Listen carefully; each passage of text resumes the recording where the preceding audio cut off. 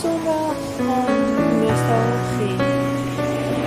As die sonnetjie oor die horison gly en met sy glimmende strale vir my wys, wens ek jy was so neffens my, hier starend na die vlug van 'n wit duif.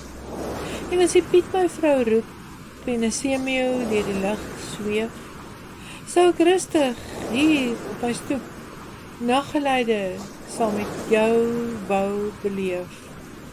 Waar die seebriesie sy varsheid stelselmatig aan die natuur ontbloot, sou ek wou deel in jou nabyheid, in harmonie soos 'n musieknoot.